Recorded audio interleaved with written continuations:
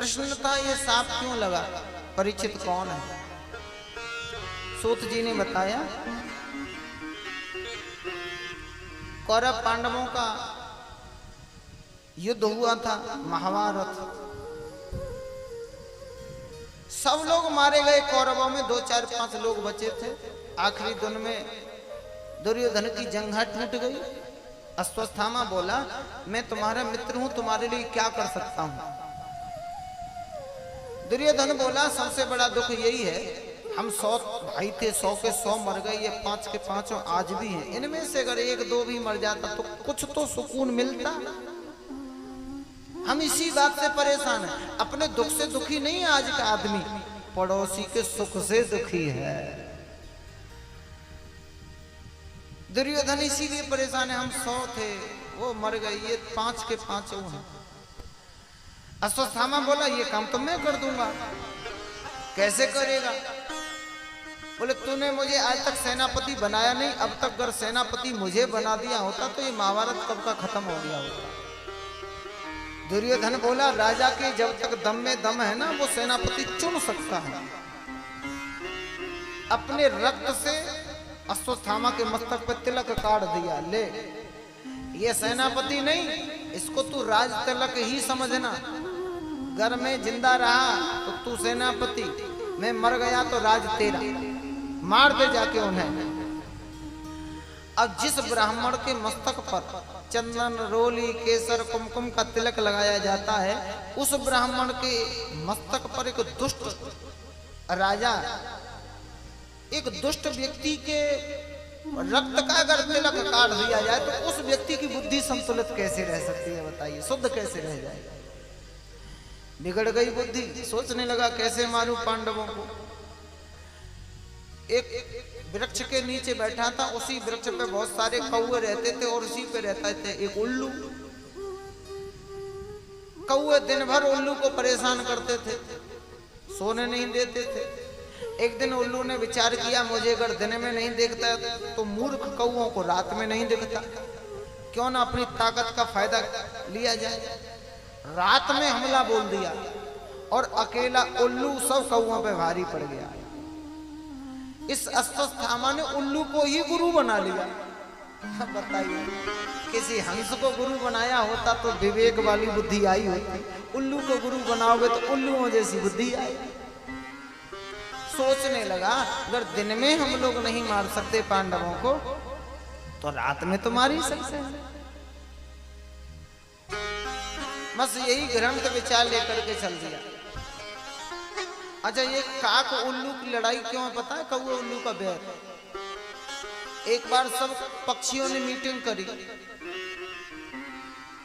विचार किया भाई गरुड़ जी हमारे राजा हैं लेकिन वे बैकुंठ में रहते हैं, हमारी सुख में दुख में शामिल नहीं होते। राजा बदल लो सर्वसम्मति से, किसको चुनोगे?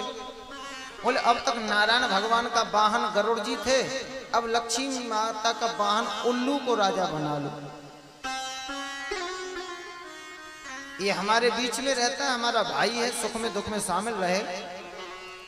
सर्वसम्मति से राजा चुना जाने लगा उल्लू को।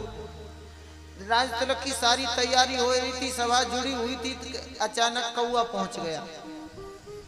कौवा बोला वैसे तो हम निकृष्ट चांडाल पक्षी हैं, हमें आपने बुलाया तो नहीं, लेकिन फिर भी पंचायत है भैया, लोकतंत्र का मामला है, हमारा भी अपना कुछ कहने का विचार है, कहो कहो। कौवा बोला ये राजा को किस आधार पे बदला जा रहा है? बोले गरुड़ जी रहते हैं वैकुंठ लोक में, हम मृत्यु लोक में, हमारे सुख दुख में शामिल नहीं होते, ये अपने बीच में रहने वाला है, हमारे सुख में दुख में शामिल रहेगा, इसलिए इसको राजा बना रहा है। कौवा बोला तो केवल इसीलिए तुम राजा बदल रहे हो कि गरुड़ जी हमारे सुख दुख में शामिल नहीं होते, हमारे सुख दुख को देख नहीं आते। लेकिन एक बात बताओ, अगर गरुड़ जी हमारे सुख दुख को देखना चाहें तो देख तो सकते हैं कि नहीं? हाँ, देख तो सकते हैं। कौवा बोला भले आदमी, तो तुम तो उसको राजा बनाने जा रहे हो जो अगर हमारे दुख सुख को देखना भी चाहे वो चाह कर भी नहीं देख सकता। उल्लू को राजा बना रहे हो तो इसे तो दिखता ही नहीं है। तुम्हारा काम काज सब दिन में चलेगा, दिन में इसका ऑफिस बंद रहेगा, इसका ऑफिस रात में खुलेगा। कब? जब तुम अपने घोंसलाओं में आराम से सो रहे होंगे। अरे रात को तो घोंसला में तुम लोग सुरक्षित रहते हो, दिन में कोई आपत्ति मुसीबत आती है तब महाराज सो रहे होंगे।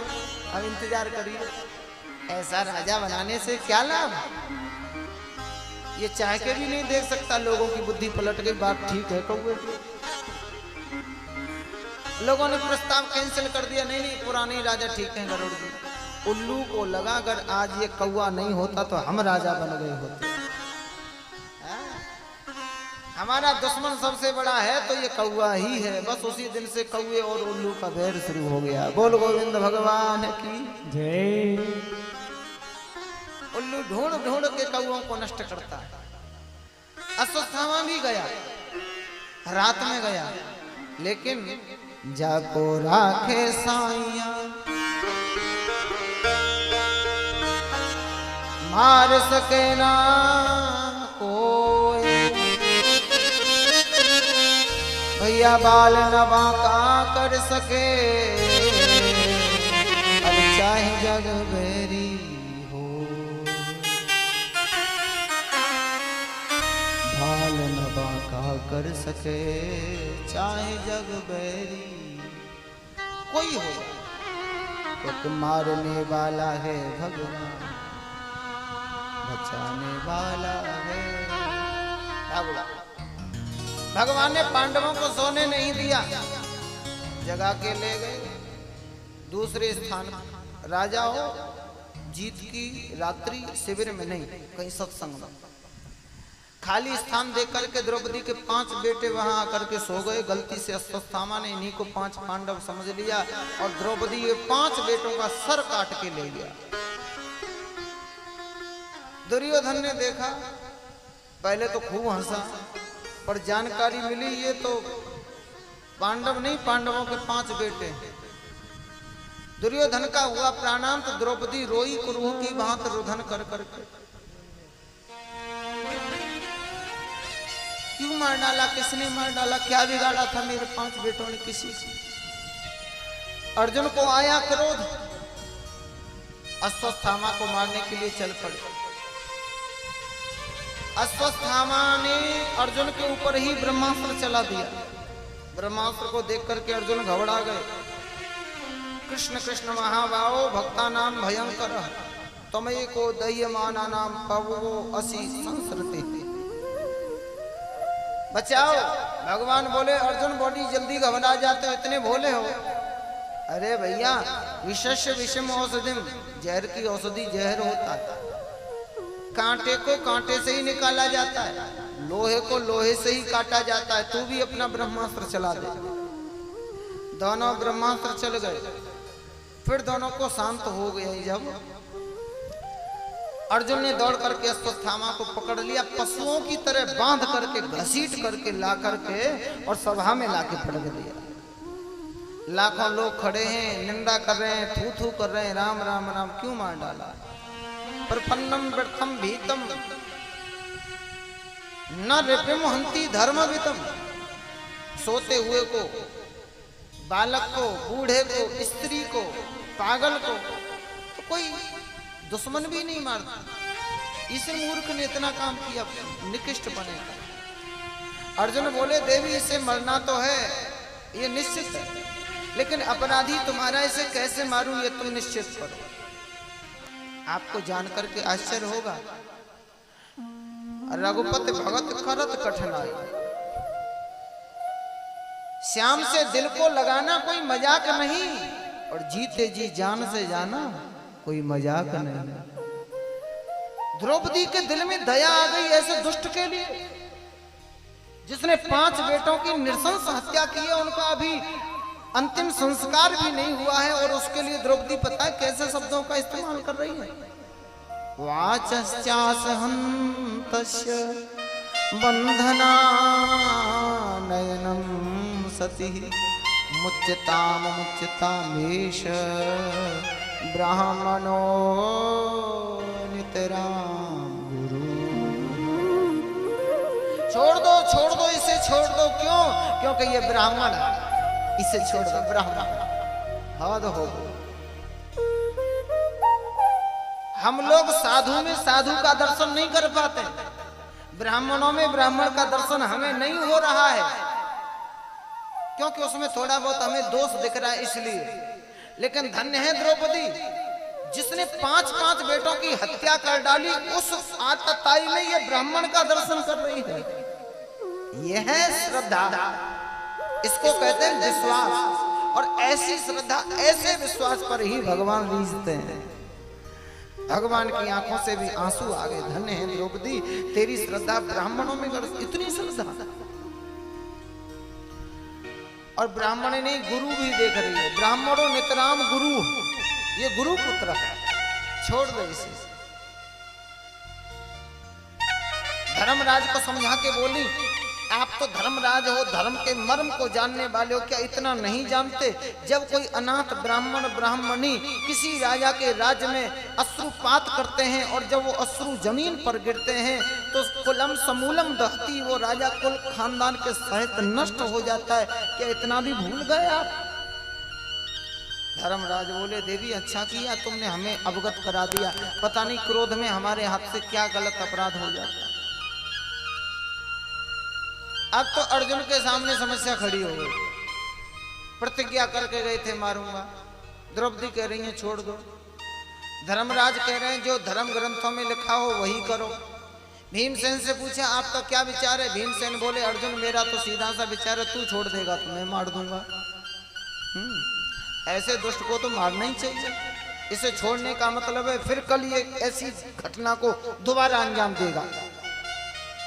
नकुल सहदेव बोले, मजले भैया बिल्कुल ठीक कहते हैं, इसे मार ही डालो। आधे कहते हैं छोड़ दो, आधे कहते हैं मार दो। अब अर्जुन क्या करें? लेकिन सुनो, जब कोई ऐसी स्थिति वहां पोकी आ जाए कि कर्तव्य विमूढ़ता की कोई समस्या आ जाए, फैसला अपनी बुद्धि से मत लेना, फैसला भगवान के ऊपर छोड़ देना। अर्जुन ने भगवान को देखा, वहीं खड़े थे, चरणों में प्रणाम किया, सरकार अब आप बताइए मैं क्या करूं? कन्हैया बोले, हमसे पूछ रहे हो तो अर्जुन ध्यान से सुनो। ब्रह्म बंधुरन हंतस्य हातताई वधारहण मयि बंबो भयामना तः परिपाये अनुशासनम। अर्जुन, ब्रह्म बंधुरन हंतस्य, ब्राह्मण को मारना नहीं चाहिए। और आतताई वधारहण, बाल हत्यारा कोई भी क्यों ना हो, आतताई उसे छोड़ना नहीं चाहिए। द्रौपदी जो कहती हैं बिल्कुल ठीक कहती हैं। और धर्मराज जो कहते हैं वो तुम्हें करना चाहिए, क्योंकि तुम छोटे भाई हो, तुम्हारा फर्ज बनता है। भीमसेन ने कहा वो गलत नहीं कहा, और मैं जो कहता हूं वो कभी गलत हो ही नहीं सकता। बोल गोविंद भगवान की जय। दोबारा फिर सुन लो, ये ब्राह्मण है, इसे मारने का तुम्हें कोई अधिकार नहीं। और ये आतताई कोई भी क्यों ना हो, उसे छोड़ना नहीं चाहिए। ये दोनों ही आज्ञा मेरी ही शास्त्रों में दी हुई हैं। अब बाकी तुम जानो, तुम्हारा काम जानो। भीमसेन बोले, वाह, तुम जैसे 2-4 न्यायाधीश और हो जाए तो हो गया काम तमाम समाज का। तो कन्हैया बोले, भीम दादा, अर्जुन को ज्यादा कुछ समझाने की जरूरत नहीं है, इसने गीता सुनी है। और अध्यापक भी चाहता है परीक्षा लेना, विद्यार्थी कितना पढ़ गया। भगवान ने मानो अर्जुन की परीक्षा ले ली हो, लेकिन अर्जुन तो सच्चे शिष्य थे, समझ गए। गला काट के मारने को ही मारना नहीं कहते हैं। एक और मृत्यु है, जिस व्यक्ति की समाज में अच्छी प्रतिष्ठा हो, समाज में लोगों के हृदय में जिसके लिए आदर का भाव हो, ऐसे व्यक्ति की समाज में बेइज्जती और समाज से बहिष्कार कर देना भी किसी मृत्यु दंड से कम नहीं होता। गला काट के मारोगे तो एक बार मरेगा, लेकिन अपनी बेइज्जती को वो जितनी बार याद करेगा वो उतनी ही मौत मरेगा। रामचरितमानस इसका साक्षी है। यद्यपि जग दारुण दुख नाना, सबते कठिन जाति अपमाना। इसीलिए हमारे पहले की परंपराओं में समाज में जब कोई निकृष्ट और निंदनीय कार्य करता था तो उसे समाज बहिष्कृत कर दिया करता था, बोले इसका हुक्का पानी बंद करो। सबसे बड़ी, अच्छा सुनो, शर्मदार जो होते हैं ना, ईमानदारी की बात है, भी तो इतने में ही मर जाता है।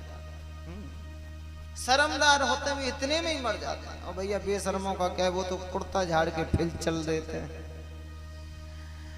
जिन नेताओं को हम आप लोग चुन करके, सरकार का, हमारे देश का कितना पैसा खर्च होता है इन नेताओं की सुविधाओं में, उनकी सुरक्षा में, इनके खर्चों में अनाप शनाप जाने क्या क्या ये लोग करते हैं। और अभी एक दूसरे को गाली देते हैं और कल देखो एक दूसरे का गठबंधन कर लेते हैं। कल वही बुराई कर रहा था, वही फिर एक हो गया। ऐसे लोगों का क्या है, कुर्ता झाड़ के फिर चल देते हैं। लेकिन वास्तव में शर्म का मरना होता है। अश्वत्थामा को ईर्ष्या भड़क गई। अर्जुन ने क्या किया था, उसके मस्तक की मणि निकाल दी, अपमानित करके धक्के मार के सभा से निकाल दिया। इस अपमान से और क्रोधित हुआ। पांडवों के वंश को नष्ट करने के लिए उसने क्या किया, द्रौपदी के 5 बेटे तो मर गए। सुभद्रा के एक बेटे अभिमन्यु थे, वे भी युद्ध में मर गए। हाँ, अभिमन्यु की पत्नी थी उत्तरा और वो गर्भवती थी। अश्वत्थामा ने सोचा अगर ये बालक और नष्ट हो जाए तो इन पांडवों का वंश खत्म। कैसा घृणित विचार आ गया। ऊंच निवास नीच करतुती इसी को कहते हैं। जरूरी नहीं है ऊंचे खानदान में जन्म लेकर के ऊंचे विचार हो ही जाएं। विचार आते हैं संगति से। संगति करी थी इस दुष्ट ने दुशासन और दुर्योधन की। ऐसा घृणित विचार आ गया कि नन्हे से शिशु को गर्भ में नष्ट करने के लिए ब्रह्मास्त्र चला दिया। ब्रह्मास्त्र चला, लेकिन कहते हैं जाको राखे साइया, मार सके ना कोई, बाल न बाका कर सके, चाहे जग बैरी हो। ब्रह्मास्त्र चला आया, उत्तरा जी दौड़ी भगवान के पास। पाहे पाहे महायोगिन देवदेव,